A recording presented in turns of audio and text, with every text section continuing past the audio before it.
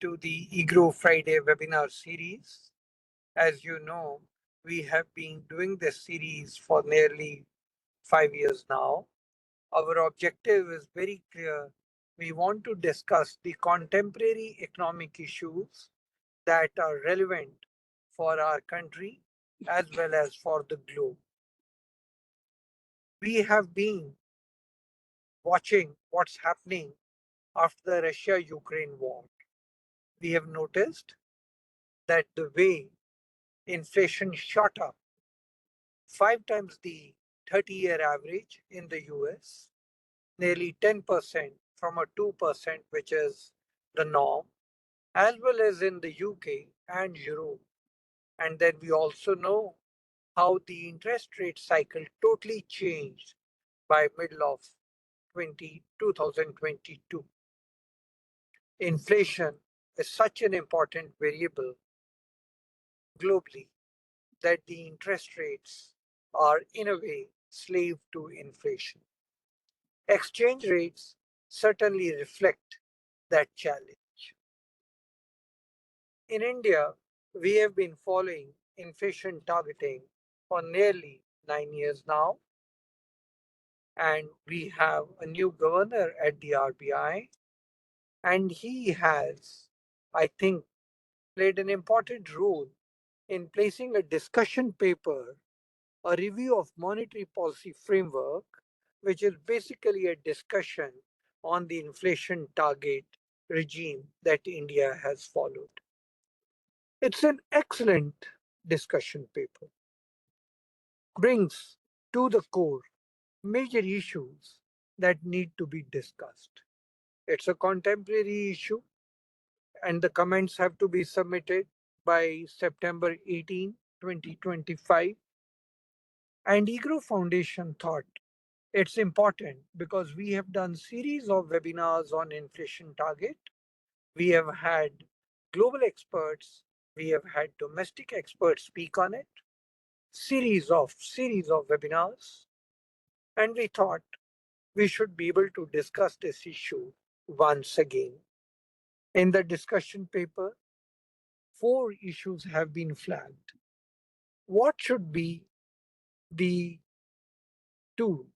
Headline inflation or core inflation, which should be decided. Is 4% appropriate as the inflation target? Should there be a band? Should the band be plus minus 2 as it is now? And should the target be removed and only a band prevail? I think these are very relevant and pertinent questions. To discuss these questions, we had requested Professor TCA Anant, who is himself a renowned economist. He has been working a number of years at the prestigious Delhi School of Economics, the Department of Economics. He has also worked as a member of the UPSC. He also served as the Chief Statistician of India and the Secretary, Ministry of Statistics and Program Implementation for 8 years, and Member Secretary, Indian Council for Social Science Research for 3 years. He is well versed with research, has been aware of this topic, has chaired a session for EGROW on inflation targeting, and we thought we'll invite him to chair this session today. We are going to, at EGROW, share these thoughts on 2 different webinars. One is today, and we have members of the Shadow Monetary Policy Committee of EGROW and SHM sharing their thoughts.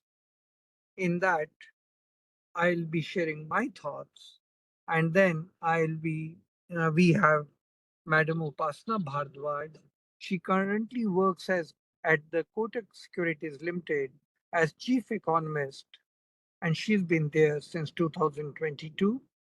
She was formerly with ING Vyasa Bank as economist, and the Energy and Resources Institute earlier than that. We also have Arjun Nagarajan, who is the chief economist, Sundaram Mutual. He has over 13 years of experience in the field of economics, and his primary responsibility is to ascertain future macro trends and their impact on domestic and international markets. We also have Siddhartha Sanyal, who's the chief economist and head research at the Bandhan Bank, where he has been working on research on macroeconomic trends, financial inclusion, public policy, and financial markets. This is the discussion today. Next week, we have Surjit Bhala, former EDIMF, former member of the Prime Minister's Economic Advisory Council, chairing the session. And in that session, we are going to have Professor Ashima Goel as the panelist and Mr. Bhede, who was the member of the MPC earlier, also as a panelist, and Professor Dholakia, who was also member of the MPC as a panelist. Discussing inflation in two phases. Today, we are all EGROW shadow monetary policy, and next week, we have people, scholars, who have worked already on the Monetary Policy Committee. With this brief introduction, I hand over the session to Professor TCA Anant for his observations and to take the proceedings further. Professor Anant. Yeah, thank you, Professor Charan Singh. I'm glad you're holding this webinar. As you mentioned, this is a very timely discussion, partly because RBI has invited comments on their discussion paper.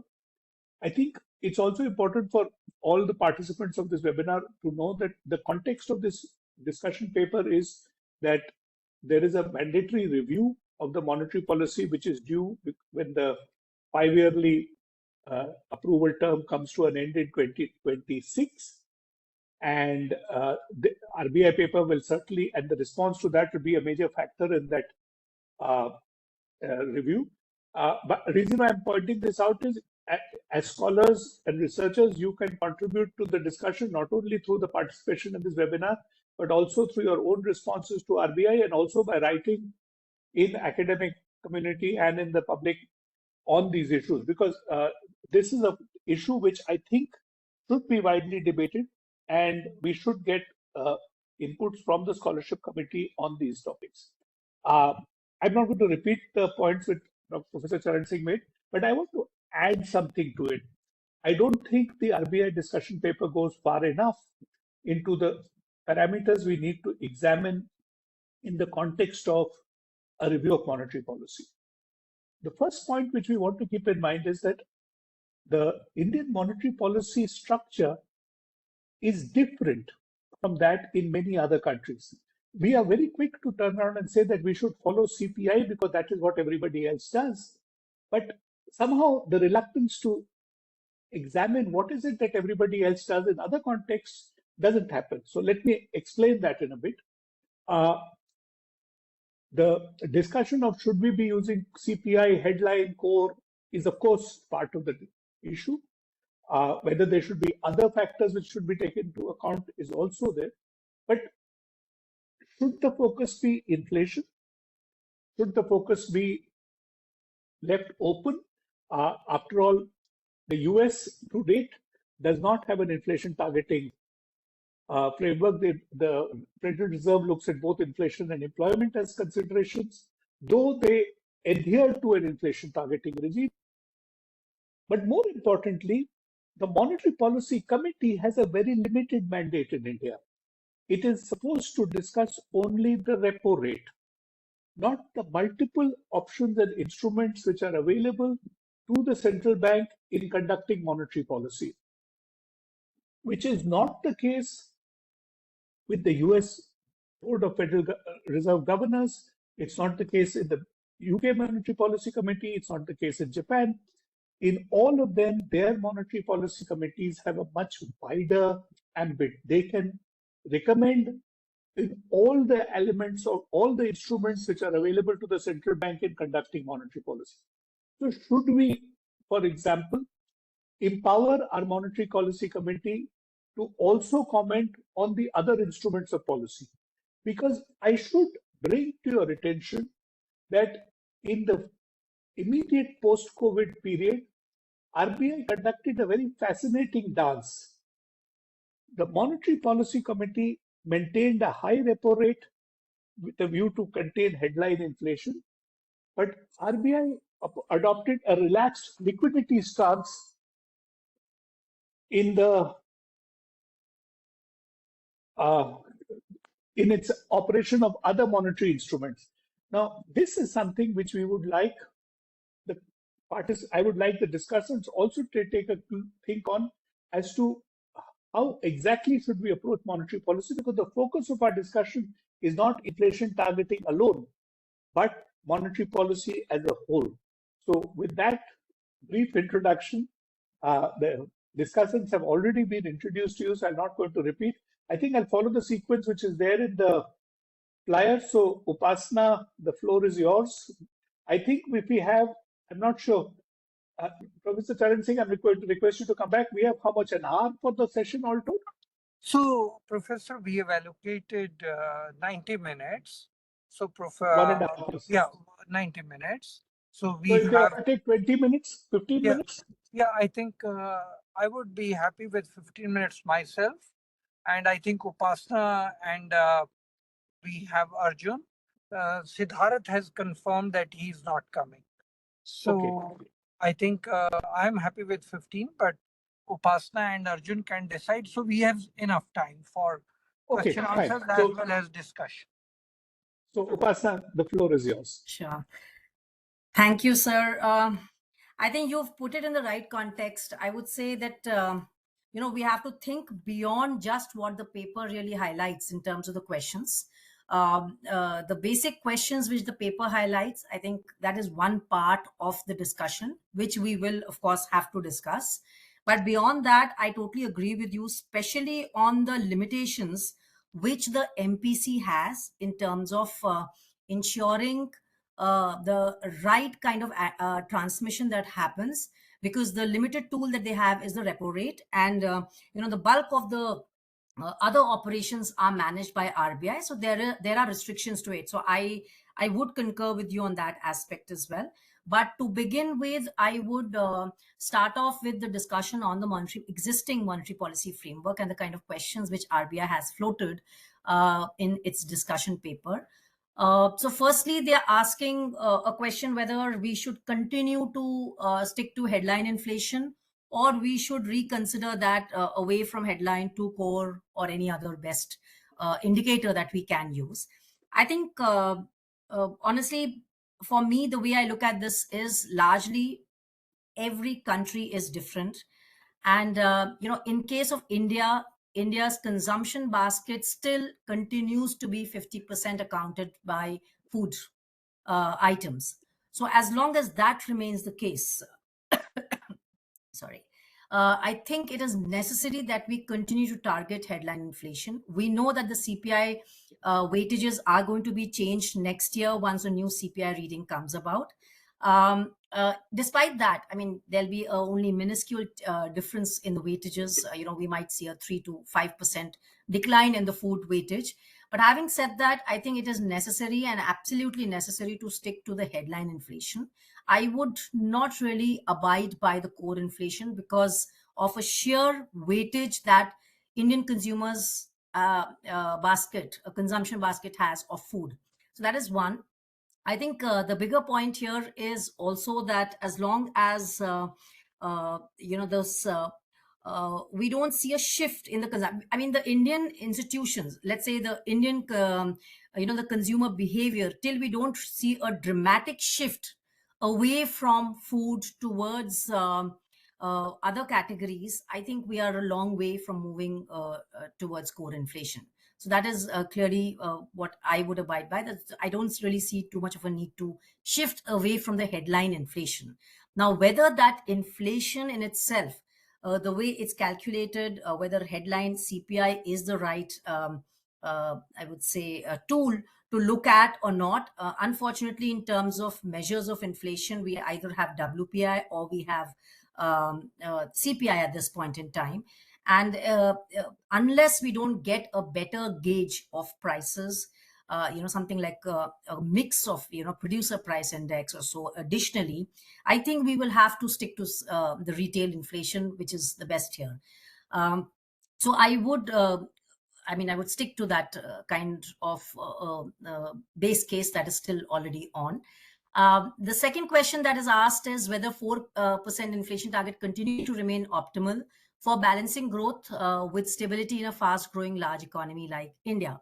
Now, here, I think fundamentally, when we look at the flexible inflation targeting and we say 4% plus minus 2%, that is the current existing range that we have, the band that we are working with.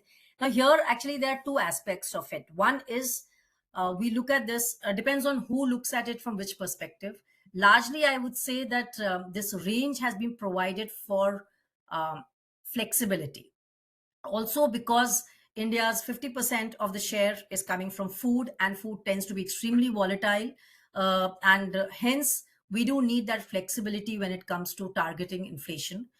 Because clearly, there is, if we were targeting core, then it would be much more stable. So that is one thing. So more flexibility. But the other and more academic reason for what should be the level that we should target in terms of inflation is what is that level or what is that range of inflation up to which, that threshold which is manageable and it doesn't sacrifice growth. I think that is the bigger question. And there is a little bit of confusion, I guess, as to whether our inflation target or the range that we have, what is it exactly addressing? See, the lower end of the range that we have, that 2 to 4%, is actually immaterial, honestly, from my point of view.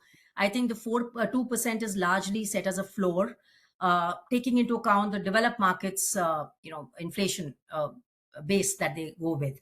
But I guess it's more important to focus on a little higher range of inflation, and 4 to 6% or maybe a 3 to 6% is a fair range, accounting for all the anomalies that do exist in data in India. In terms of the sacrifice ratio for growth, what is that level or the threshold of inflation? India is an emerging economy, and I think India can sustain a little higher inflation. But having said that, 4 or a 4.5, any shift which is a marginal shift, because as this discussion paper also mentions, that if they were to consider a 3 to 6% rather than a 2 to 6% range, then it just unnecessarily creates a kind of unnecessary debate about whether they are targeting a 4.5 or a 4%. Now, ideally, it doesn't really matter, 4% or a 4.5%. It doesn't really make much of a difference to the whole economics of it. So I would say, because it doesn't matter materially, they can continue to stay on course with a 4% inflation being their medium-term target goalpost. Unless there's a dramatic shift, and that dramatic shift will only happen when India has transitioned in terms of being a very different scale of an economic path. So till we don't really see that changing, I see that there's no point in shifting this 4% to a 4.5 or so, as a midpoint for inflation. So I would really again retain. Broadly, honestly, I would say there's not much need to change the framework in itself. Rather, the way we operate that, maybe we can have a relook at that.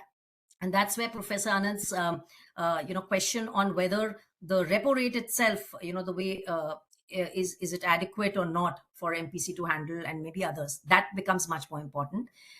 Similarly, when we are talking about the range, as I already said, I'm okay with a 4 to 4.5%. I also believe that the range is necessary and absolutely necessary because of India, amongst all the inflation targeting countries that we have, India's share of food in the CPI basket is the highest.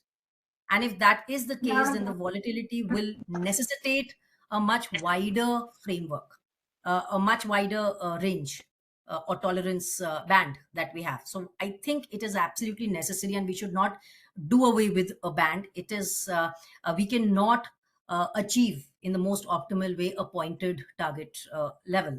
So I would still abide by the existing framework. But going back again to the question of is the MPC MPC's tools so limited to repo rate, and does that that does cause a lot of question marks on the way the operational part of monetary transmission happens eventually.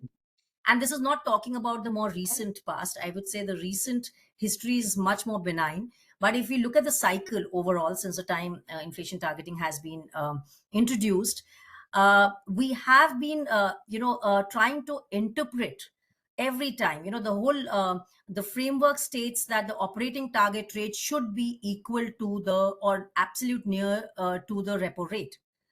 But repo rate is what the MPC determines, and then how the operating target is managed closer to repo rate is RBI's doing. So they will be using the liquidity tools to manage that.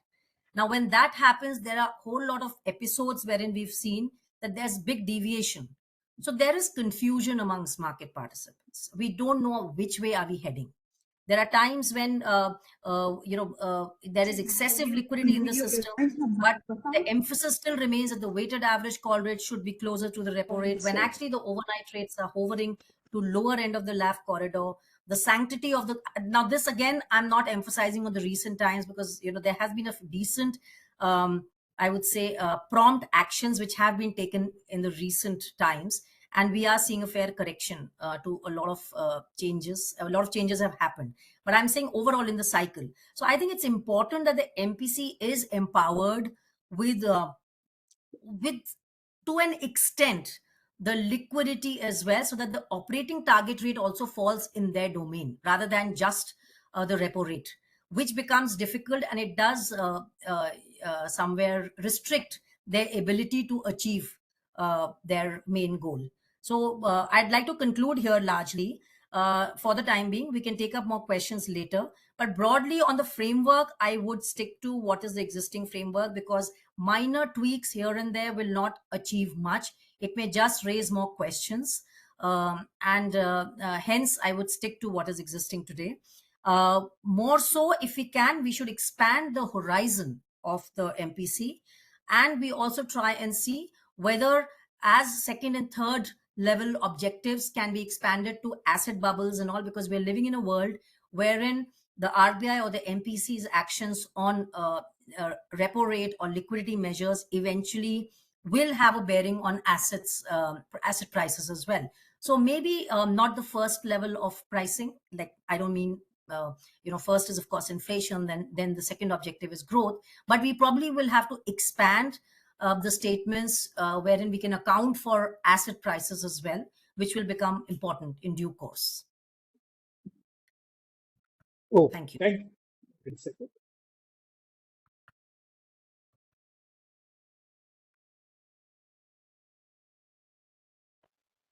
Professor, you go on mute. Professor, please unmute yourself. Okay. Am I okay now? Yeah. Yes. Okay. Yes. Yes. Professor Charan Singh has also joined us, but I think what I'll do is I will turn to our third, and then request Professor Charan Singh to come right at the end. Is that all right? So I'm going to, where am I gone? Yeah, Dr. Nagarajan, the floor is yours. You heard the discussion on time limits, so please go ahead. Yes. Thanks a lot, Doctor. I'm Nagarajan, not Doctor. So I just thought Okay, Mr. Nagarajan. that. Can anybody allow me to share my screen? I just have a very short presentation. Sure, if that's sure. possible. We will do that. Vivek? Yes, sir. Please share now. Perfect. Thank you so much.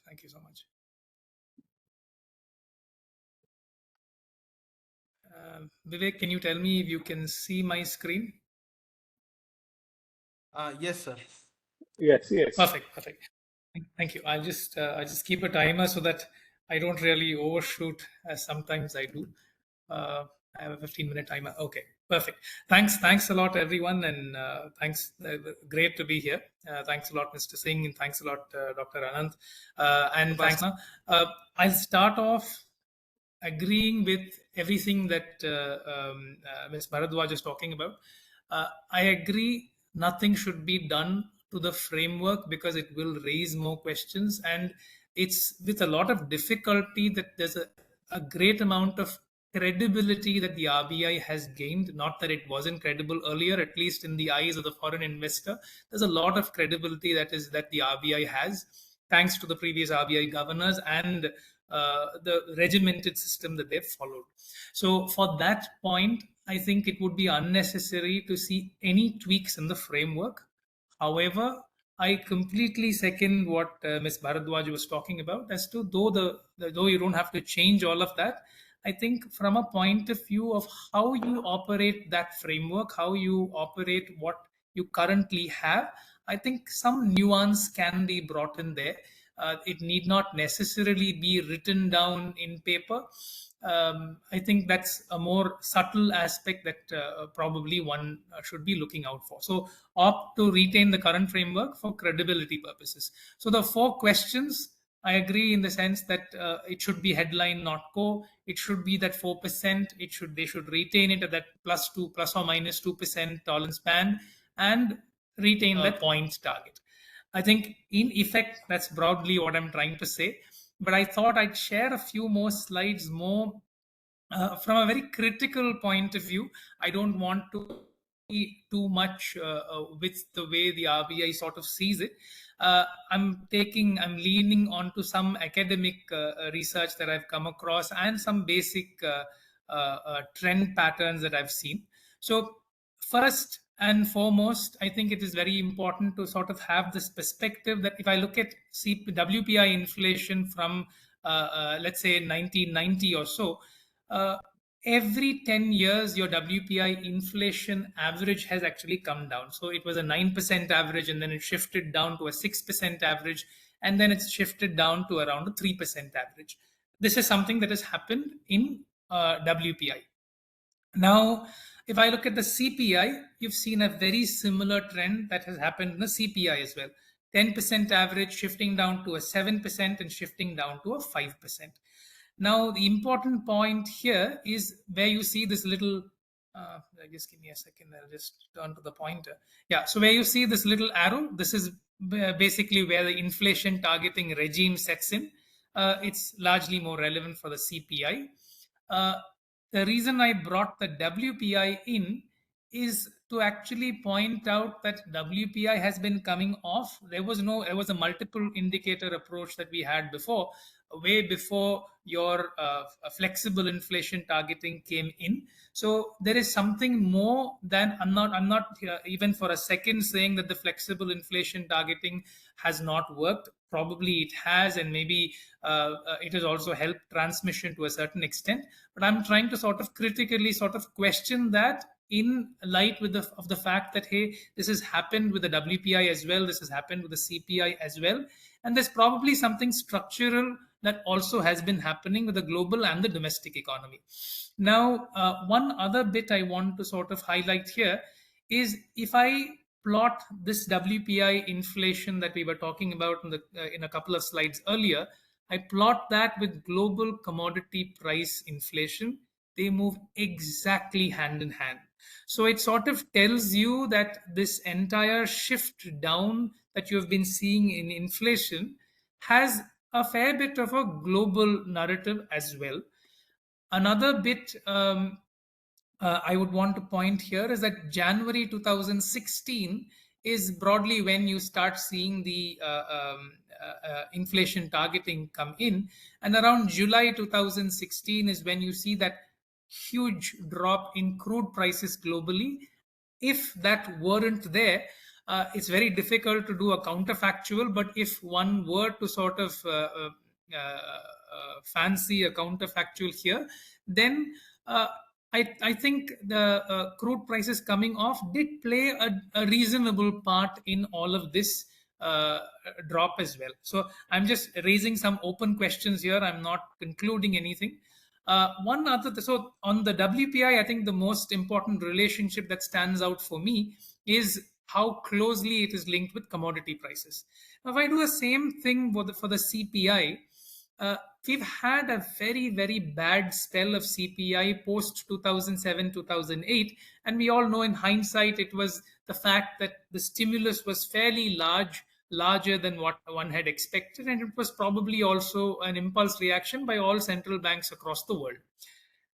If I plot that with rural wages, you see a very, very good relationship in the sense that even there's enough research on rural wages as well that talks about how rural wage growth actually started trickling in rural real estate inflation. Mason wages started going up and it trickled down, and that led to food inflation, and all of that had to be tackled by the RBI. So the structural trend for WPI seems to be global commodity prices, and the structural trend for the CPI seems to be a fair bit of rural wage growth.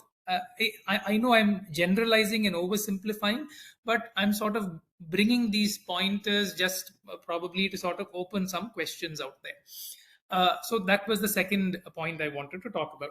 Now, if we zoom back a few decades, there is another trend I feel.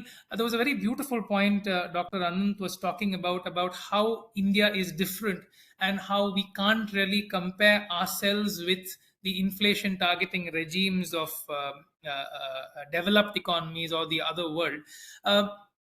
That sort of echoes a lot of academic research as well. So I completely take his point. If we look at the demographics of India, even if we look at the last 10 years of state-wise inflation in India, you can sense that Kerala, Tamil Nadu, a lot of the southern states, given that their population growth rates are lower, their working age populations are actually coming down. You're seeing a fair bit of structural pressure on wages in these countries purely because there isn't as much of working age population addition. That is also causing the shift, the migration drive as well to a large extent. And the older the populations grow, we all know that the spending is more than the earning. The labor force shrinks. There's more spend on services. Wages actually start tending higher, and the focus from a fiscal cost point of view starts also getting more. And for this reason, you generally tend to see that the inflation in the southern region will structurally start moving higher, even though if you look at the next 30 years, the entire demographic dividend for India is going to come from the northern belt and not from the southern belt. The southern belt is getting older and older. For example, Kerala, the demographic dividend is entirely closed. And if you look at the next 30 years, the entire demographic dividend is going to come from UP and Bihar, which will probably, the size of UP and Bihar as of today is the exact size of the United States. So tongue in cheek, I sort of tell people that if UP were to become a separate country, it would be the fifth largest country in the world by population, and Bihar would be the seventh largest country in the world by population. The average age of UP and Bihar is 18, 19 years, and the average age of the United States is 38, 39 years. So it's nearly half the population size. So sort of stressing the point that Dr. Anant was making, talking about how it's not an apples to apples comparison, and the fact that the southern states are going to get older and the inflation pressures there are going to come in is something that one has to sort of keep in mind from a structural point of view. I think I'll stop there before I jump into the academic part. So as I was drawing up this narrative that I was planning to speak today, 3-4 pointers that really stood out for me. One is Gupta and Eastern Green 2024 paper. The stress was quite a bit on how the success of inflation targeting regime was very important, and how it has improved transmission. I have some difference of opinion there. I'll come address that in a slide in another couple of minutes. And they were talking about against more discretion, against targeting core inflation, and against altering the target and tolerance bands, all of which I agree with. The against more discretion, I do not agree with. I feel our flexible inflation targeting regime, the nuance should be going a little bit back to our multiple indicator approach without necessarily saying so.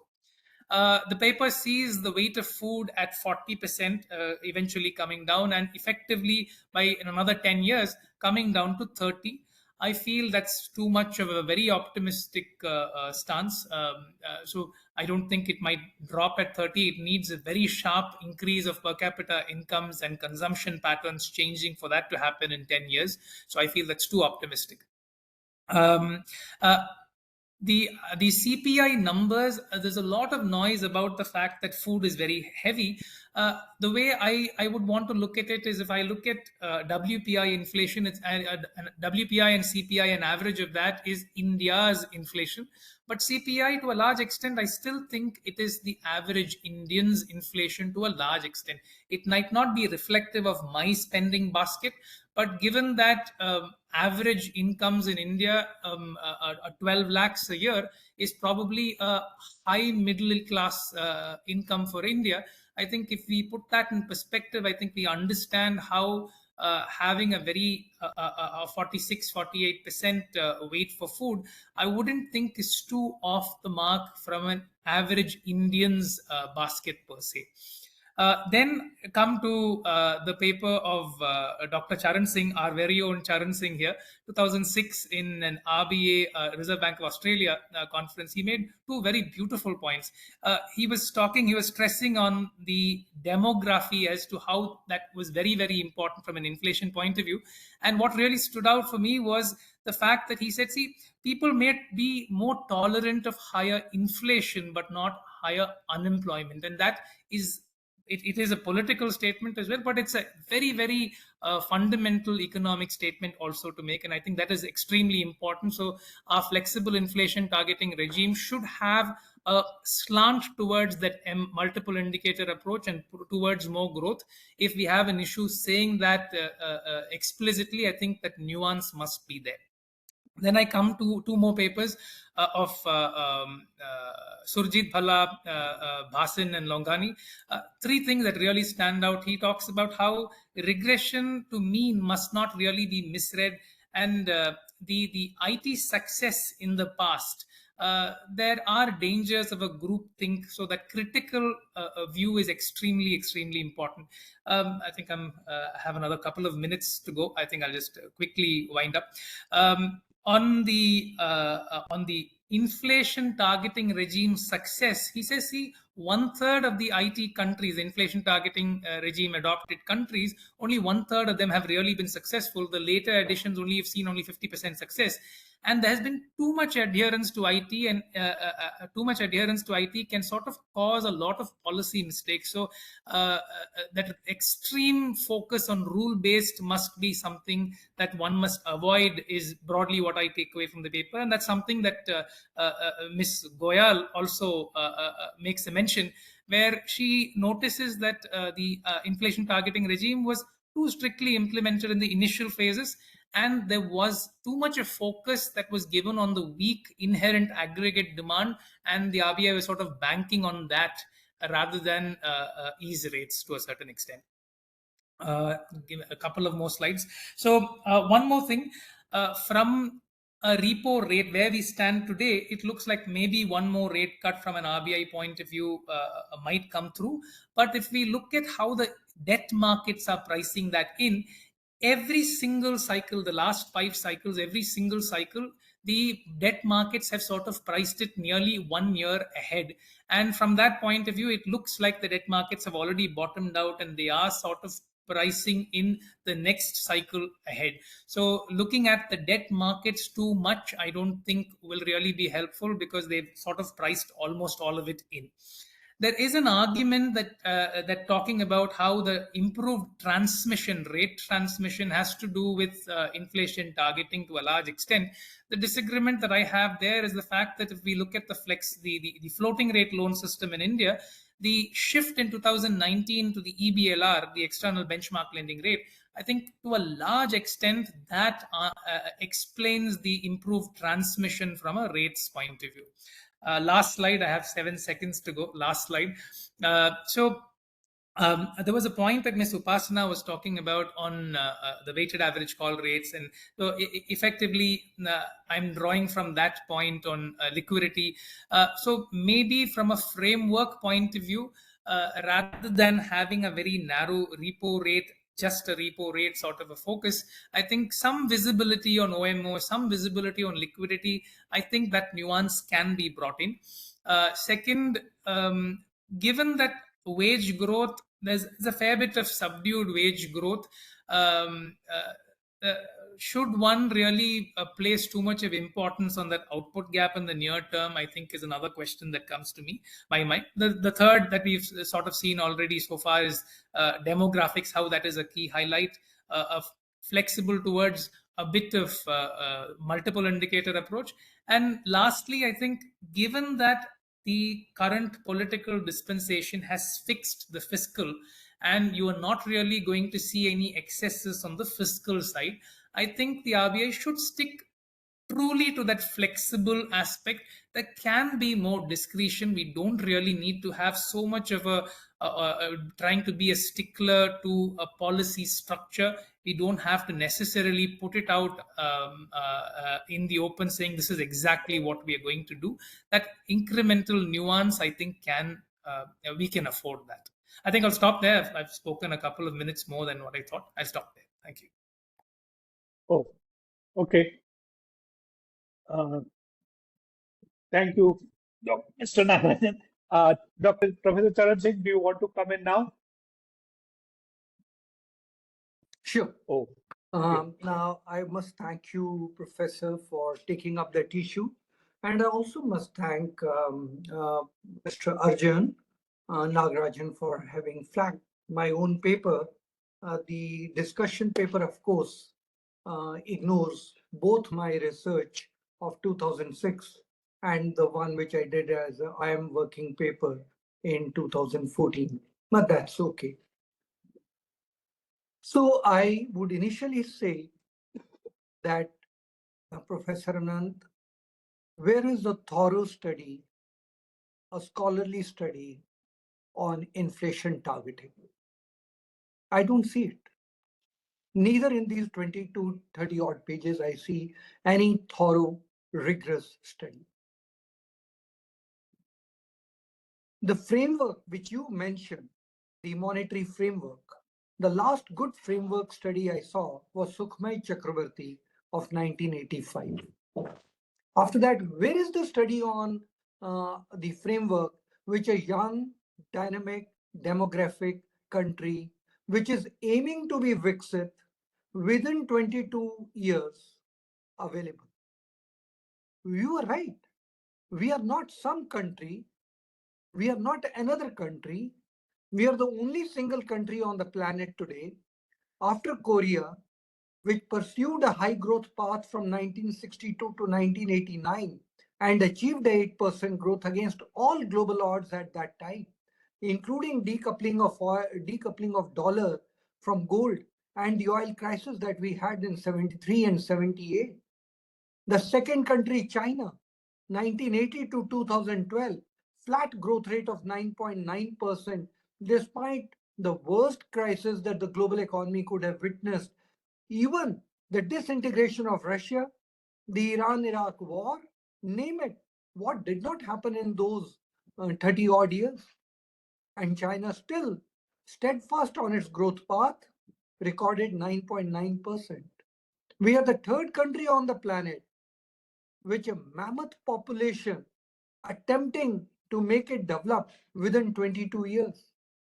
No country in these challenging times has attempted it.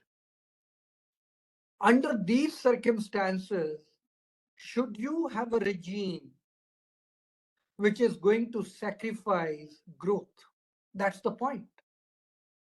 And that's a very pertinent point, as I mentioned, and I repeat, and Arjun also mentioned, in a young demographic India, where 62% of your population is between the age range of 15 and 59, searching for a job, and we cannot give them a job, then what do they do, especially the youth? And going by any statistics, youth unemployment in our country is really high. And go by any statistics, you will realize that if youth is not provided employment, they will either go to the drugs or become moist-like activities. They'll be destructive. Apart from not contributing to creating national wealth, they will be negating the creation of national wealth. How long will the youth keep up with that? So my suggestion is, firstly, a rigorous study on, is the inflation targeting regime the right regime for India in the present context? That's the most important thing. Now, this study, which is being placed as a discussion paper, has flagged 4 issues. Before I come to that, I would have liked to see an analysis of an emerging country which did not adopt inflation target and compare it with a country which adopted, and say, did the country which adopt or which did not adopt, which was better? If inflation is down, is it because of inflation targeting or an overall regime where inflation is down? An excellent study was done by Lawrence Ball, Johns Hopkins, and Sheridan from IMF. They reached a conclusion. Countries which adopted inflation targeting and countries which did not adopt inflation targeting, absolutely no difference at all. There has been another excellent study after 2008 global financial crisis, Jeffrey Frankel, saying inflation targeting is dead. Had inflation targeting not become fashionable, and I'm using the word fashionable deliberately, because where is the economic logic? Where are the models? Where is the research behind adopting inflation targeting? Just because in a radio interview, the prospective candidate in New Zealand for their elections mentioned he will like to do inflation target, suddenly there's a vacuum of a target in our in the economic profession after the exchange rate targeting or money M3 targeting. You adopt inflation targeting. In such a small country, it picks up, and then over years, England picks it up, and then some other countries pick it up, and it becomes fashionable. So much so that Olivia Blanchard, the chief economist of the IMF, once expressed doubt on what this target is and what the level of the target is. And in a country like India, which is vulnerable to growth, has young population, should you just adapt and adopt a target? So I don't see a rigorous framework-oriented study on what is appropriate target for India. What was wrong with the multiple indicator approach, which was minted in India by none else but Governor Jalan and Deputy Governor Y.V. Reddy? And if Nobel laureates like Stiglitz can say that if Reddy was the governor of the Fed Reserve, the global financial crisis would not have taken place. Why? Because India was chasing the multiple indicator approach and not blinkered inflation targeting. Now, the proof of the pudding. In the last few months, we have eased the interest rates. In the first quarter performance, you see growth has jumped up much more than all the projections made within India or outside India. So that means this young demographic country, India, is waiting to unleash growth. Also, I must mention here, the demographic dividend that's available to India is only available for next 20 years. After the next 20 years, India is going to be in a standard demographic trend. Elderly population, which is about 8% today, is going to be 11% by then, and so on. The trend will increase. It will be very difficult to then get into the growth path, I also want to mention that the sacrifice ratio, which a country like America can afford, India cannot. We do not have the type of social security that prevails or is available in the Western world. I don't want to belabor this point, but I do want to mention, while I was on the RBE chair at IIM Bangalore, we did a sample survey of about, with my students, of about 400 houses, not scientific, but we did one where we spoke to the people and asked what is their comfortable level of inflation vis-a-vis the trade-off of employment. India is changing. Even women want employment, and men, of course, want employment. And many parents told us that to marry the child, girl or a boy, employment is a must these days. When we asked them about inflation, what is your tolerance level of inflation? It was, their answer was clear.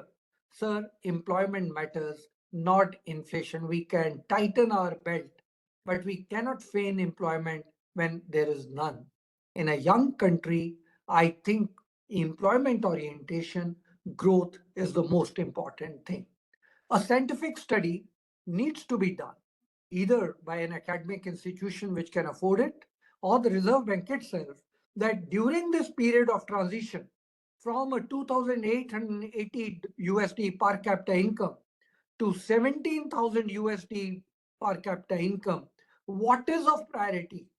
2%, 4%, 6%, what is of priority? Or unemployment is the priority? I think that clarity is required. Now, coming to the facts of inflation. Has anywhere a study been presented whenever inflation breached the 4%, 6% it hardly ever breached in the last 8-9 years.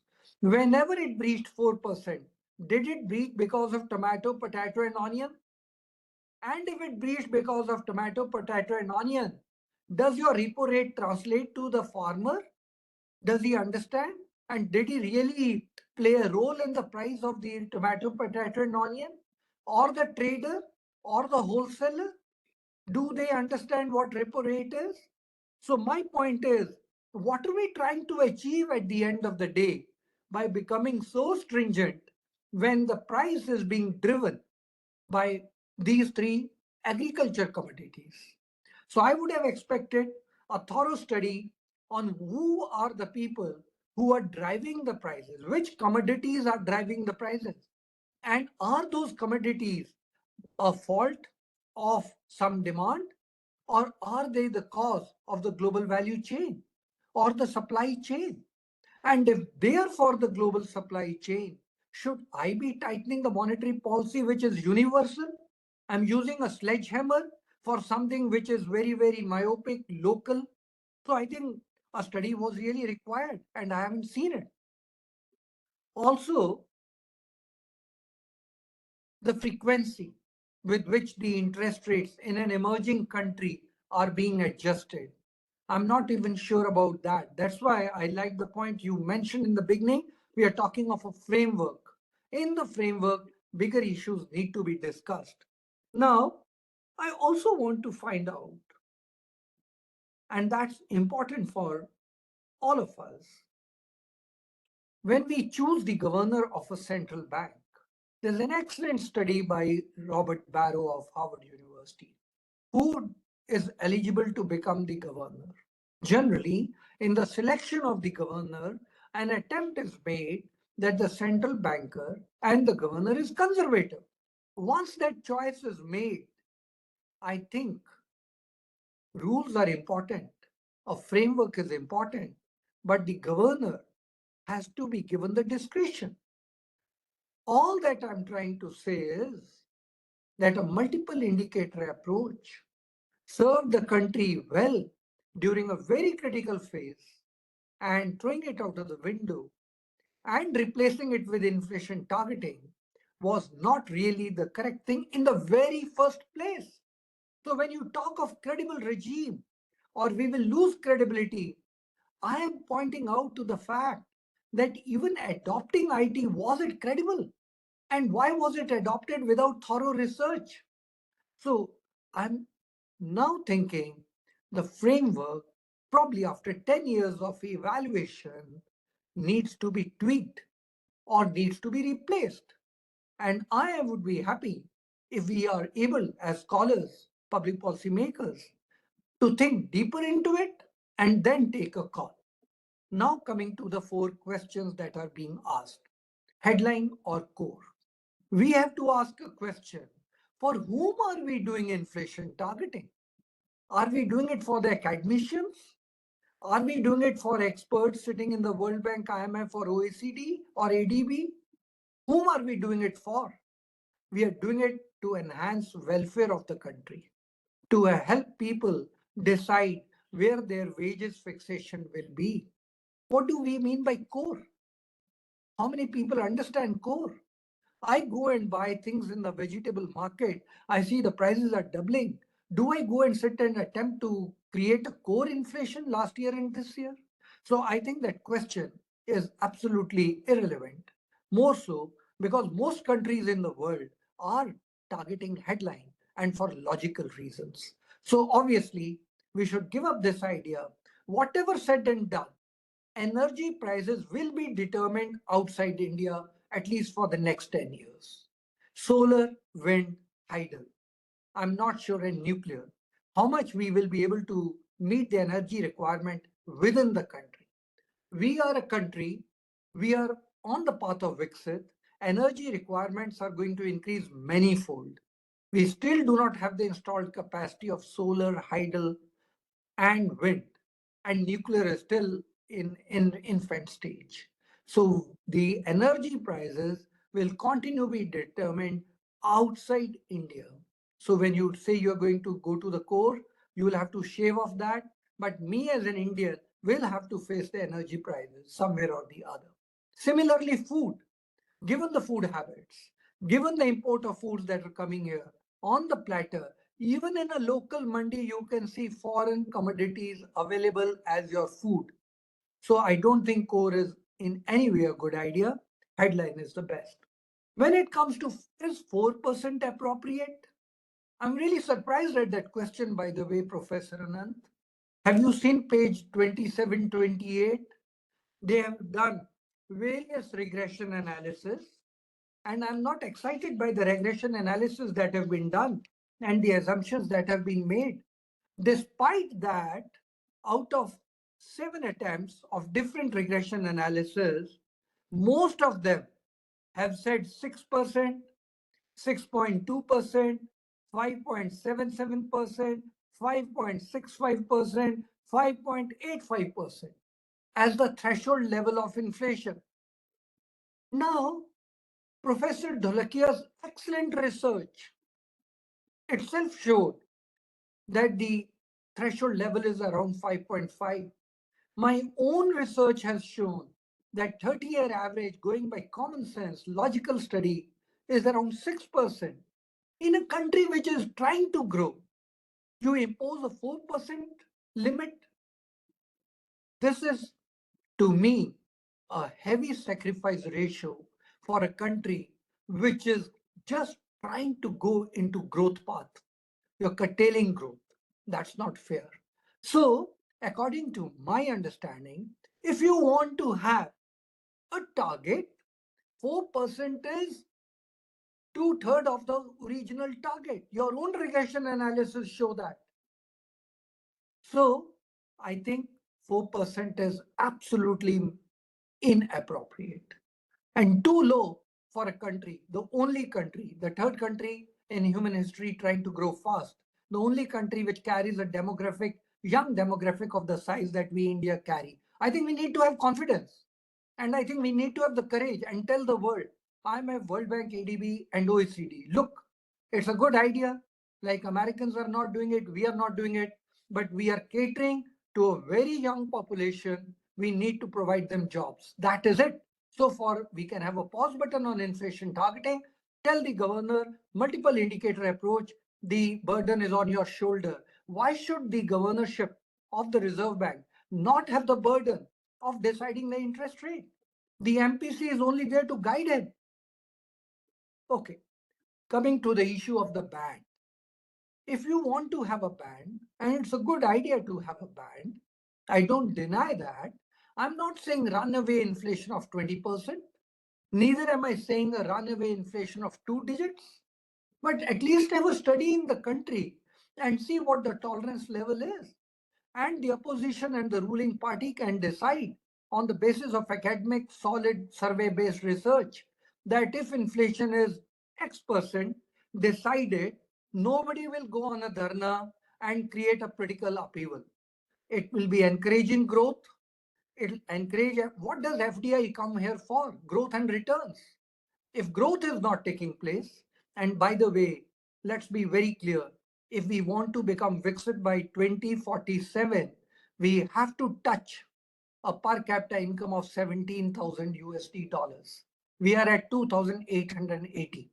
The 6 parameters provided by the government, zero inflation, high quality education, good health care, female labor force participation, these are very good. Farmers to become the producers of food grains for the world, these are very good. But when you have to quantify it, you'll have to quantify it on one parameter. The world accepts per capita income, let it be. We will do it. Korea did it, China did it, we can do it. But we'll have to grow at 9%, not impossible. 6.5% will not take us. And if we miss the 2047 bus, old age people come in, then it's not time bound. Then we'll become Viksit one day, who knows when. So therefore, if a ban is necessary and not a bad idea, a ban should be more realistic, which accommodates growth based on a survey. And then a ban can be decided. My gut feeling is a band of 6 to 7% will be most appropriate. It will not stifle growth. There'll be no sacrifice ratio. There can be no hue and cry between the political parties. And the rest of the world will understand India is on a 20-year growth path, as Korea was, as China was. Leave them alone. The third issue is, should the target be removed and only a band probably be there?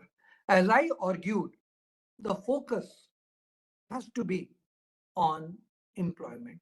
The Taylor rule was made in America in 1970s. By the way, me and John Taylor in 2005, December, end of 2005, were attempting a Taylor rule for India. We couldn't do it. We struggled for 3 months. We couldn't do it because the data was, and he himself said, America in 1970 was way ahead than India today. As far as economic parameters, the connectivity of the markets is concerned. The transmission mechanism depends on that. And therefore, for America, Taylor rule worked. In the Taylor rule itself, inflation and growth had a certain weightage. In India, I think the weightage has to be growth, growth, growth. Thank you very much. And I hope I've made my point.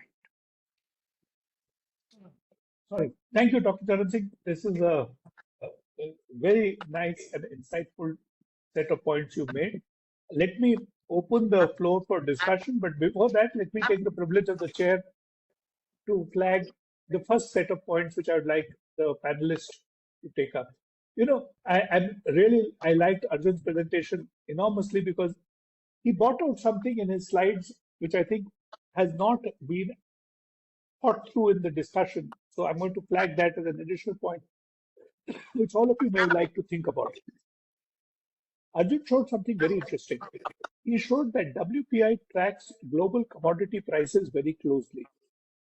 Now, if you think about it for a minute, it actually implies the following, that WPI is tracking global commodity prices and therefore imports and tradables. CPI is doing a mix of tradables and non-tradables. Now, something which is important to keep in mind, in India, food is substantially non-tradable. We have not opened up our food markets, even though I take Professor Charan Singh's point of seeing foreign grapes and oranges and apples in my market.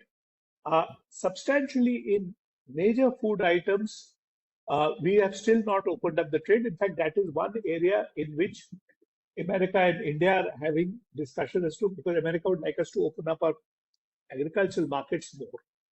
Now, given that food is largely non-tradable, in fact, I make this observation in the column which I wrote last week, almost about 60% of CPI is non-tradable. It's either services or food. The rest is tradables, and if you were to track the tradable component of CPI, it tracks WPI very well. I had actually done this once, that if you were to extract from WPI food components and final good consumption components, they track a large part of CPI very well. So it's not WPI versus CPI. It's a heterogeneous commodity basket, and there is heterogeneous inflation. We are thinking of inflation as a homogeneous character, but in actual fact, there is heterogeneity. Now, if primarily inflation is happening in non-tradables, and the disinflation which is being captured in WPI is being imported, you have a very interesting dynamic. If you are trying to contain inflation through an inflation targeting regime, and most of your inflation is happening in non-tradables, the global market is soft, what you will do is actually put all the pressure of demand adjustment and adapting to whatever instrument you adopt on the non-tradable sector, which is in India going to be a major problem. So, as he was saying, does the farmer understand what you're doing with the repo rate signal when you are trying to contain inflation, and will he respond by growing more tomatoes because you have raised the repo rate? I think that's something which we need to think through a little. The effectiveness of our instruments, on whether they can actually work, it seems very good, and it seems very, how do I say this? This thing to say, we are helping the poor people, we are targeting headline inflation because that's what affecting everybody. But in effect, that's not what you're doing. What you're doing is you're raising the cost of production for manufacturers. You are not really affecting inflation per se, because most of your disinflation or inflation is being imported. So I think we need to think through this. And one of the things which we may want to ask is, can we get a better sense? And this is where RBI has failed. The heterogeneity of inflation needs to be studied. I understand other countries have started tracking inflation in tradables and non-tradables and at least reporting it. We have not even started doing that. It is left to us to try to piece it out from WPI and CPI. It's easily doable. The data is there. We have all the commodity price data. Let's take a look and see how much of what's happening at the global commodity level. Maybe the policy which is needed is different, and we may need, rather than aggregate economy-wide instruments, maybe sectoral instruments if the issue is the inflation in a few commodities or a few segments is driving overall inflation. So I think that's something which we need, something which has not been adequately discussed when we adopted inflation targeting. By the way, just as an aside, I completely agree with what happened. I think inflation targeting was adopted by a new government which came in because they wanted to signal a break from the past, and they were sold a policy which had not been adequately discussed domestically. There was a discussion paper which had been prepared by RBI that was made the basis for a parliamentary act with virtually no discussion. It should have been discussed, and I think the forthcoming review is a time for this to be done. I don't think RBI's discussion paper goes far enough, and I agree with Dr. Charan Singh. It does not go far enough, which is why I would like to use EGROW's large audience of scholars to actually take the trouble and write. I think this is more than what, so I'll come back to that exhortation right at the end, and I will turn the floor to, maybe you can answer it now, or we can ask some more questions. Dr. Charan Singh? Professor Anant, I think I leave it to your discretion. You want to ask the panelist, I'm happy. You want to straight go into the audience, I'm happy. Whatever you decide, you are in the chair. Why don't we? Because I'm just trying to scan the audience, and some of them have been making uh, observations on the chat group. But maybe people can flag their hand or something. How do I get whether somebody is trying to raise a question? Yeah, they can raise their hand, but in the chat box also they can write a question. But I was wondering, in case in the audience, I just want to check if Siddharth has joined. Siddharth, any chance you have joined? No, Siddharth has not joined. Okay, I also want to check if Abhik Barua has joined. Abhik, have you joined?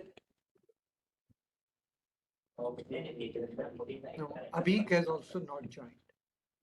Okay, so then there in the chat box, I can look up the questions, or if people want to raise their hand, they can Can do you so. take a look? I'm just trying to see who's there, and I'll try to target somebody if they wish to. I also wanted to know if in the audience we have, there is this Ketan Kothadia. Ketan, are you there in the audience? Do you want to raise a question or inflation targeting? Ketan? If Ketan is there, I'm sure he has a PhD on inflation targeting. He may have a view on it. No, Ketan is also not there. That's fine. So, Professor, I can quickly look up the chat box and see if there are any questions.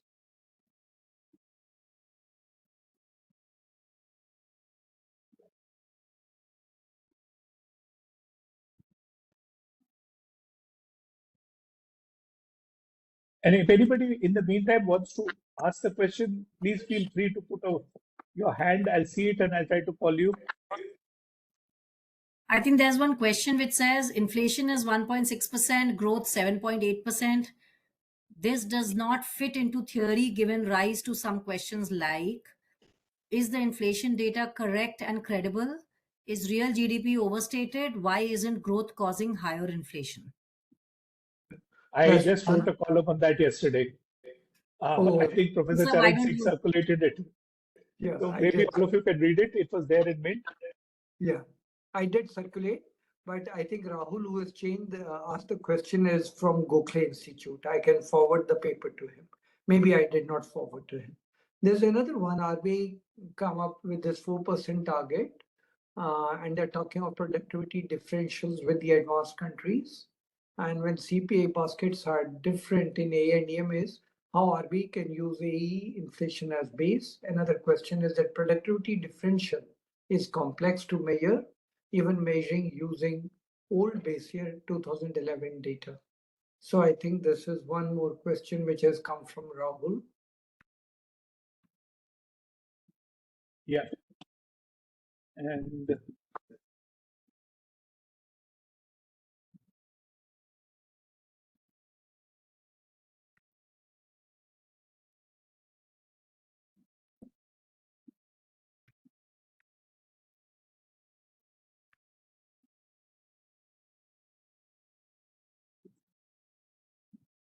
okay, Dr. Irfan Ahmed mentions that ITA has succeeded because both inflation and inflation expectations have come down. Yeah, somebody saying something? Hello. Yeah. Actually, Yeah, sir, go ahead. I wanted to ask something from Arjun, sir. Raise your question. Don't wait for him to respond to you. Just raise your question. You respond at the end. I wanted to ask you, sir, the papers you have cited, are they available on internet freely, or they have to cost for them? No, Mr. Dev, all of them are available freely. Okay, sir. I really like the concept you have put in your talk. Basically, the ruler ones, the ruler wages you have put in. Thank you so much, sir. Thanks, Dev. Thank you.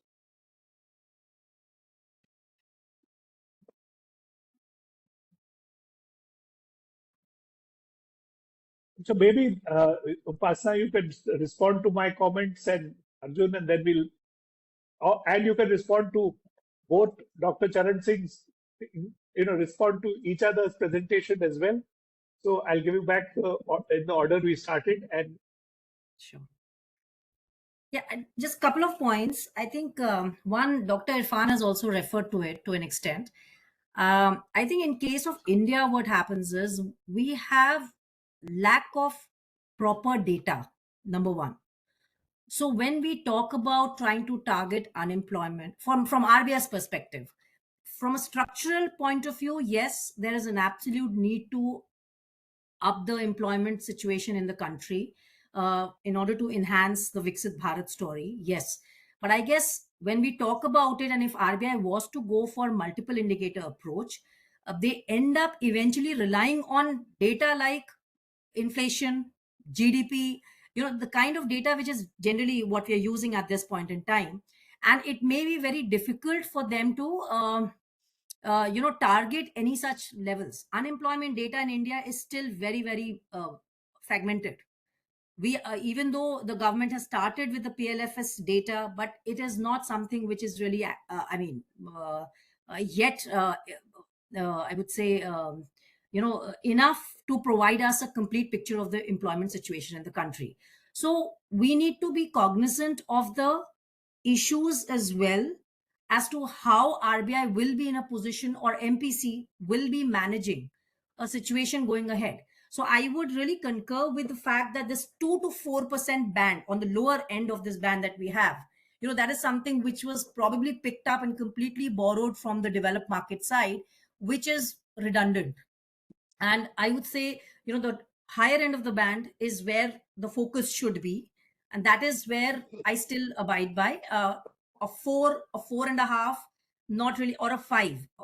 That part I'm not doing it because I haven't done the empirical analysis yet to comment on that level. But I would say this 2 to 4 is entirely redundant. And for a country like India, we do not really need to even look at that aspect. But on the multiple indicator part, we need to be much more focused on indicators which are quantifiable and more readily available. So when we talk about growth, like someone did mention about the 7.8%. Now we all know that this 7.8% real GDP growth has its own nuances. We need to look at the nominal GDP growth. So should we focus on nominal GDP growth or real GDP growth? Nominal GDP growth is actually growing at 8.8%. while real is also at 7.8% because of the global commodity prices being on a decline. Now, so these are issues which developed market countries do not really face as big a problem on the data front, but we do face these problems. So, even RBI would have been surprised with the 7.8%. And now going back on hindsight, how do they work with this data? So India has a problem of data, and I would say that is the crux of the problem. So before we really go ahead with any objectives that we should define, we need to know that what is the kind of data that is readily available based on which policy decisions can be made. I think that's just a small point I wanted to make. Okay, thank you, Upasna. Arjun? Yeah, fair enough. I sort of second what Upasna said. So the quote that comes to my mind is in Arthashastra, Chanakya says on corruption, he says it is impossible to try and measure the corruption in a system. It's like trying to figure out how much water a fish drinks. So in a sense, the way I read it is that you have to accept the imperfections that are currently there and work with those imperfections. So from a monetary policy framework standpoint, I think like Upasna also said, I think let's leave it as is, because any tweak will only invite a lot of commentary, a lot of criticism, and a lot of to and fro. We've accepted it, we've taken it, let the credibility be as is. But I think that nuance can be brought in. The nuance, I feel, that shifts slowly towards that multiple indicator approach, where it's not just an inflation number, it's not just rule based. On the fiscal side, we've seen a fair bit of progress and reform on the fiscal side. There are criticisms in the sense that do we really need a 4.5% fiscal deficit at a point in time where we really need to grow in the next 15-20 years like nobody's business? that is probably a topic for a different discussion. But be that as it is, I think given that on the fiscal side we have constrained ourselves, I think the least we can do is give a little bit more room on the monetary side, and truly stick to that word flexible. Professor Charan Singh? I hold on to the view, and given my age, I feel I would dress up, keeping in mind the comfort rather than how the world would interpret my dressing up. So now that I have a country where the youth is there and I have to ensure employment for them, the world understands this. I can explain to them in a very clear manner, and I can tell them that youth needs employment. I can't waste my youth. And if India progresses, India grows, the rest of the world also grows. After all, prosperity is not a monopoly of Americans. And you can, if you are a prosperous nation, your trade can be on better equal terms. So if India wants to be prosperous and wants to chase prosperity, it is in the interest of the advanced countries, Europeans and the Americans, that they permit the Indians to grow. And therefore, to judge me on my inflation target, which is very conservative, straitjacket, American decided or European decided figure, to a figure which I decide, keeping my growth requirement, I think they'll understand. We did it with gross fiscal deficit. The whole of Maastricht Treaty was teaching us that 3% of deficit and 60% of debt to GDP ratio is most appropriate. When COVID happened, and when the Lehman Brothers happened, and when the Russia-Ukraine war happened, you look at the data of all the advanced countries, including America, Europeans, and show me which country is following 3%, 60% deficit debt to GDP ratio. Everybody understood that fine, at this circumstances, under these conditions, there is a little change. And today, if you look up the data released by the IMF, for 2029, most of the advanced countries will have debt to GDP ratio of above 100%. The rating agencies have also understood it. And they are not scaling down the rating to non-invest category in any of these advanced countries. So my feeling is India has to keep its local constituency in mind, its local population demographic requirements in its mind, and take a bold step and say, look, we are not shying away from the responsibility. After all,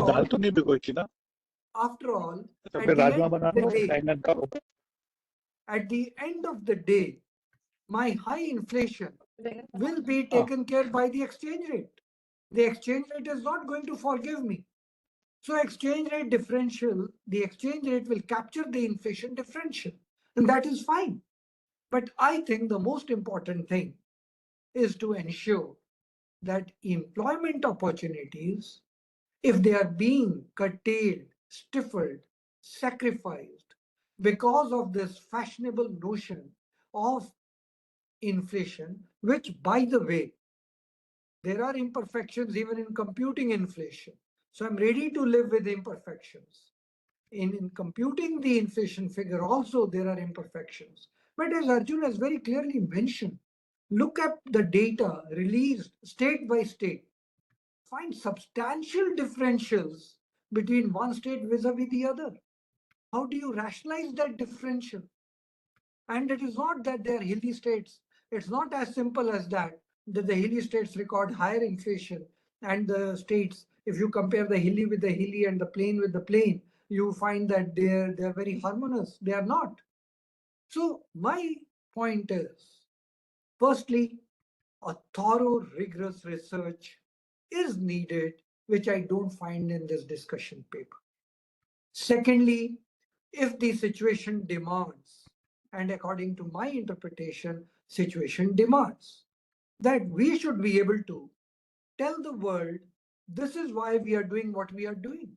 The world understands, the rating agencies understand, IMF, World Bank, ADB, all of them will understand, and we will then be able to ensure high growth within our country.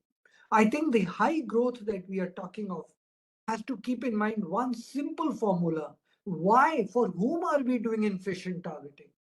Are we doing to enhance welfare of our citizens?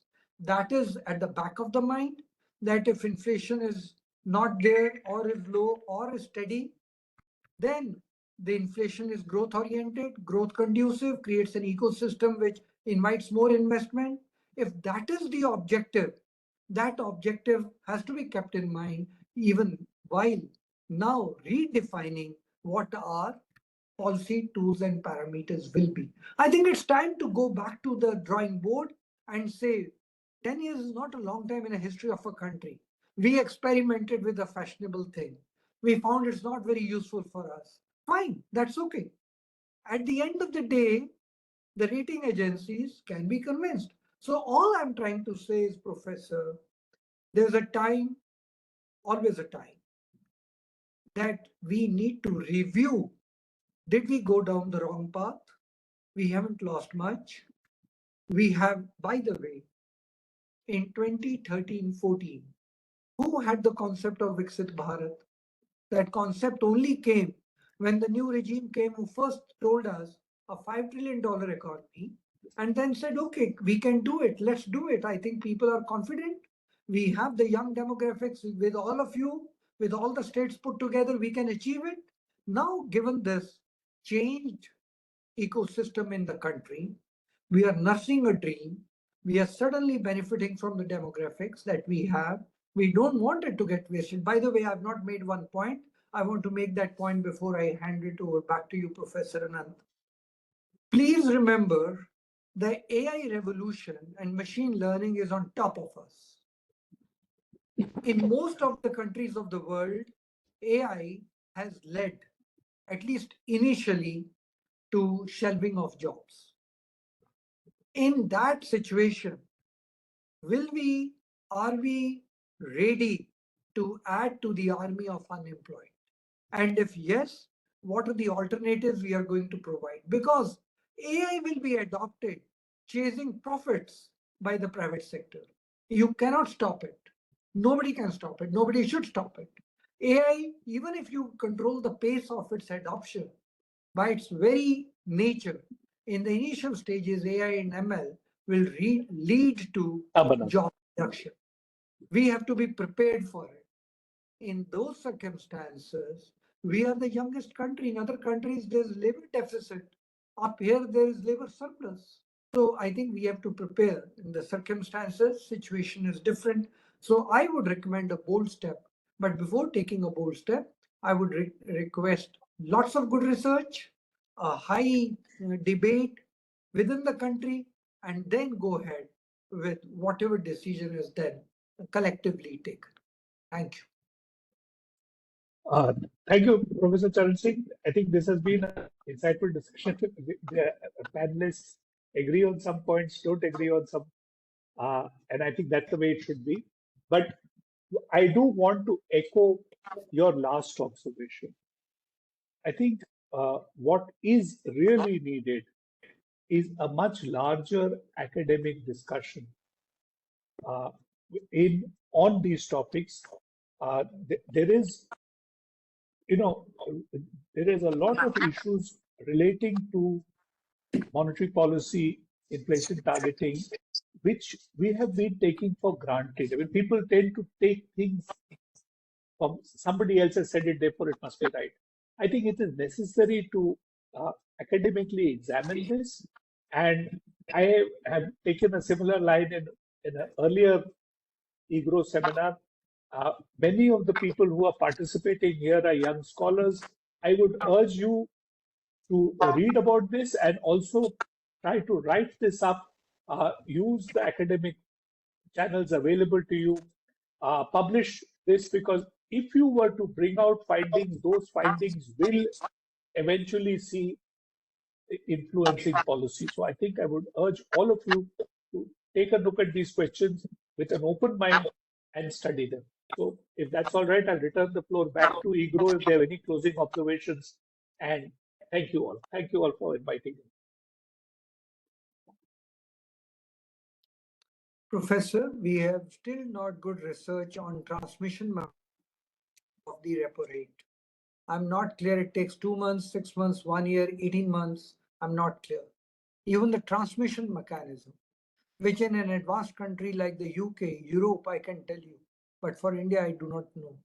So I'm I thinking. agree with you. I'm just saying that this is something which I'm also leaving as things to be done, and EGROW can probably, if somebody writes a nice paper, you can ask them to do a EGROW seminar on it.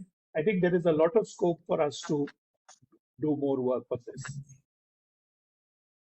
So let me thank Professor Anant to having chaired this session. And you would agree he was the right person to be here with us. I don't know if Dr. Prakash, you have a quick question. You've raised your hand and you're waving. Professor Anant, can we take his question? Yeah, go ahead. Yeah, Prakash. I think he's on mute. You have to unmute yourself. I think he's still muted. We cannot hear him.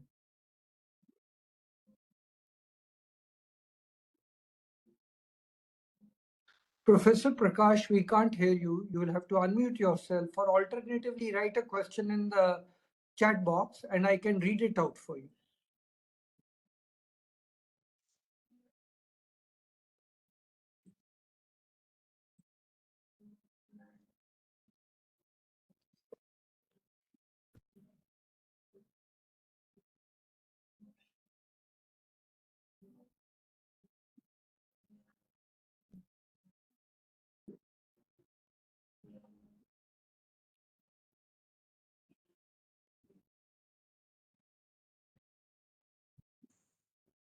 Professor Prakash, we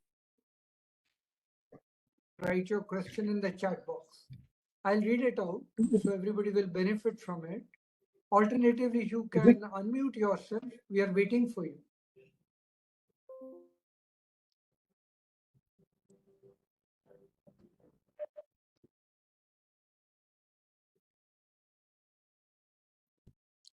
Dr. Irfan Ahmed, you want? Hello, you can hear, sir? You can hear? hear? I can hear you, Professor Prakash. Yeah, good. Yeah, in fact, I have a small view. We should go by inflation versus real income versus employment. This two-dimensional approach in targeting inflation. I have a small request. I mean, this is my view, little view. I think that will be fine. I mean, in the future, inflation targeting versus real income and employment generation. Professor Prakash, that's exactly the seminal work of John Taylor at Stanford.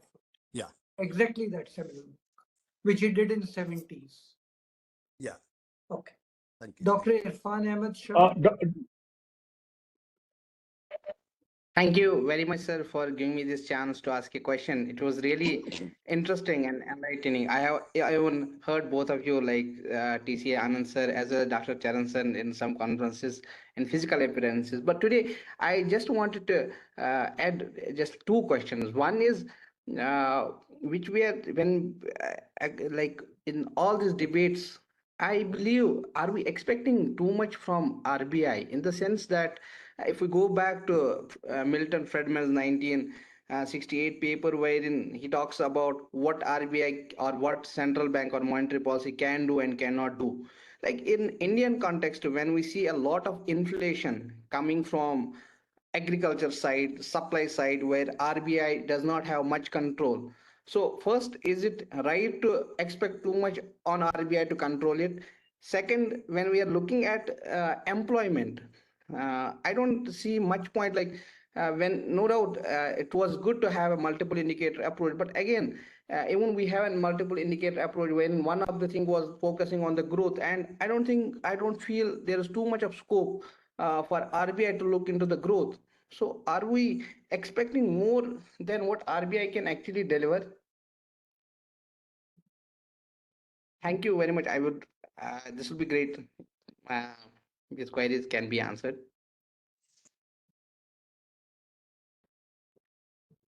If I can just say, I mean, Dr. Irfan, I think there is merit in what you're saying, because we need to differentiate between a monetary policy action and a fiscal action. And I think that is important. A lot of structural aspects have to be addressed through fiscal policies. We've discussed about employment issues, etc., which obviously, on a larger scheme of things, have to be addressed more from the fiscal side. Uh, I think it's just about the basic framework that we need to look at as to what all can RBI or Monetary Policy Committee prioritize, and hence what the structure can be. So here, while we may be differing in terms of what that range could be and what the priorities can be, the bottom line is just about trying to see whether the optimal level of inflation here is right or wrong. I think we all have different opinions on that. That's a different issue. But I think we need to definitely segregate what the government can do and what the monetary policy side we can expect. I think that's very important. Structurally, I guess, somebody talked about social security, somebody's talked about unemployment rates. All of that is largely to be covered from the government end. We cannot expect the heavy lifting to be done from the monetary policy side. That's my personal opinion. In fact, Upasna is absolutely right. We sometimes put a very heavy burden on monetary policy, which has maybe unfortunate consequences. Personally, my take, which is implicitly there in that column yesterday, is that by taking the focus which we did, drawing from the inflation targeting mandate, we actually converted ourselves into a high-cost regime, particularly for domestic manufacturing. So I think these types of questions are important to ask. Would monetary policy work under these circumstances? And Professor Charan Singh's point is the transmission mechanism is something which we've never worked on. I think it is time for people to start looking at the transmission mechanism, because we talk about what the instruments are, but how do these instruments translate to action on the ground? We have zero understanding of. So you are clearly acting in a good cause. The path to hell, as they say, is paved with good intentions. Your intentions are good. You want to contain headline inflation. It hurts everybody's pockets. So you're being the right thing, but what you're doing is actually making it worse, not better. So I think this clarity needs to come. Arjun wants to say something. He figured his mind, so I'll give him. Yeah, so I could completely agree, and Dr. Irfan's question sort of touches upon a very raw nerve, in my opinion, something that I think Dr. Singh will also agree with. The question as to whether India needs inflation targeting to start with has been a question that has always sort of bothered me, because as an economy, we're not very financialized. We're still a very large cash economy. We can talk about UPI, we can talk about how all of that has really significantly progressed, but we still remain a fairly large cash economy. We're not as financialized as the developed economies. So then the question of transmission does automatically come up. So then do we have to straitjacket ourselves to a single indicator, which one, like Upasna was talking about, where data is not that robust, and second, when you're not as financialized as an economy, then you're actually looking up the wrong goal to start with. So these are two structural questions that I think needs a fair bit of discussion to start with. My only hesitation is that, again, I'm a little more sensitive to how the world views us. So any tweak here and there, I don't know how the narratives will sort of move.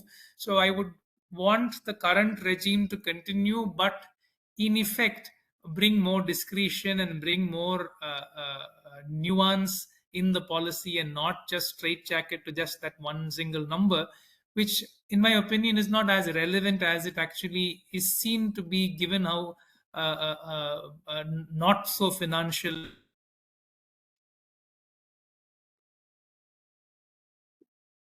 We seem to have, Arjun seems to have broken off. He's also lost a video. Arjun?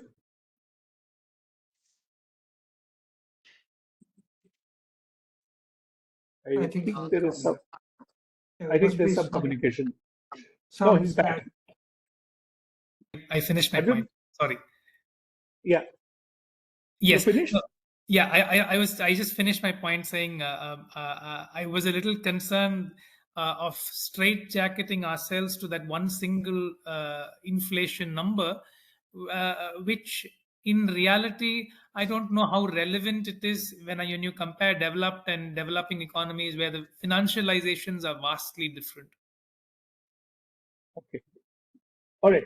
No, in fact, uh, Arjun, I take what you're saying, and I'll repeat something which Dr. Charan Singh did. I don't think we need to be too worried about quote unquote what external narratives are written about us, because the fact is external narratives about us are often written with multiple objectives and are not necessarily honest.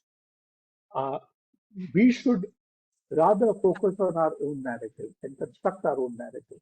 Let me give you something very interesting. We take a great deal of concern about how will foreign investors view India.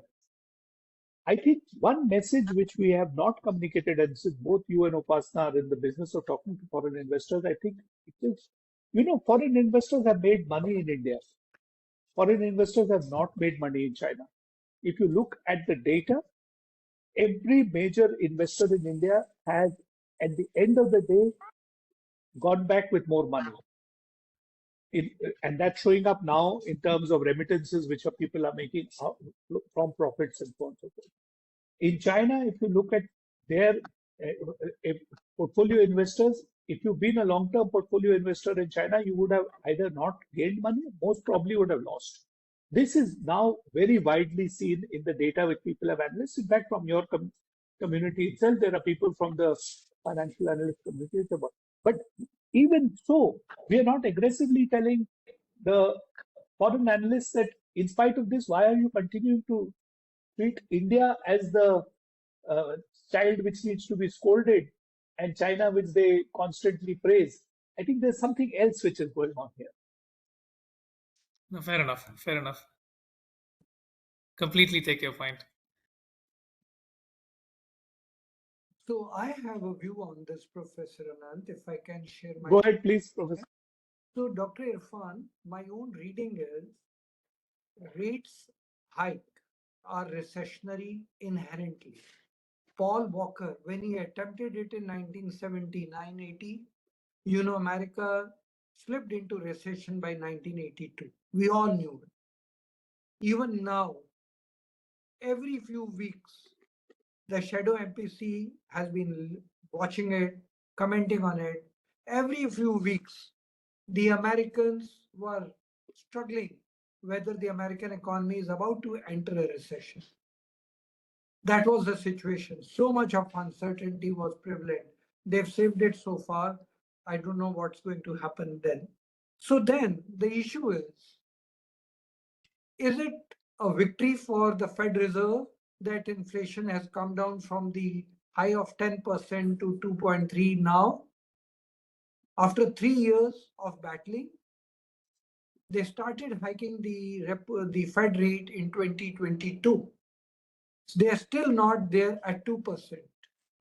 Because of the Russia-Ukraine war and supply side disruptions, mainly agriculture products, is it that the agriculture in other parts of the world caught up and were able to meet the supply requirement, demand requirement in the US? And therefore the prices started easing back to normalcy? Or is it because the sledgehammer that the Fed used and they took 3 years and have yet not come back to their original rate of interest? So while I talk about the transmission mechanism within India, I'm also questioning the knowledge of the macroeconomist in America.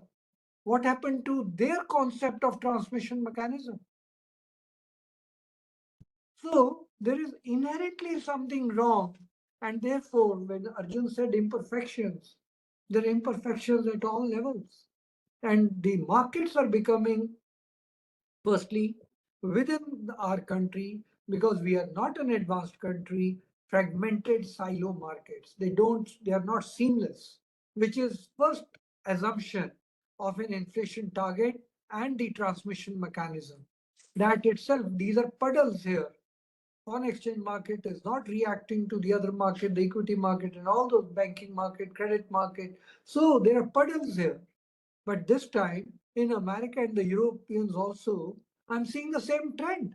3 years struggling with high policy rates and inflation. What type of transmission mechanism operates in those countries? I would like to question that too. Or alternatively, they were using a wrong instrument. It was not demand control. It had something to do with supply side. And to my mind, Professor Anant, correct me, you have been in this for longer than I am.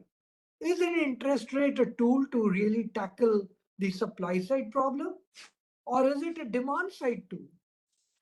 So I think the macroeconomists world over need to think that their knowledge and tools are inadequate and they should not behave as if they know everything and they can tackle every disease. I was talking to the medical profession. They're honest to tell me that they have no cure for dementia. They're honest to tell me.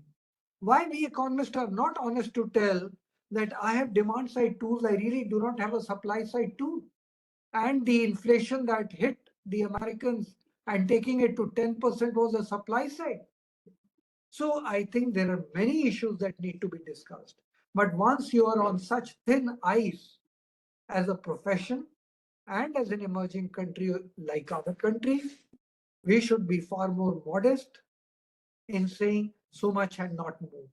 So to answer your question directly, I think we in the profession believe that everything can't be done either by monetary or by fiscal.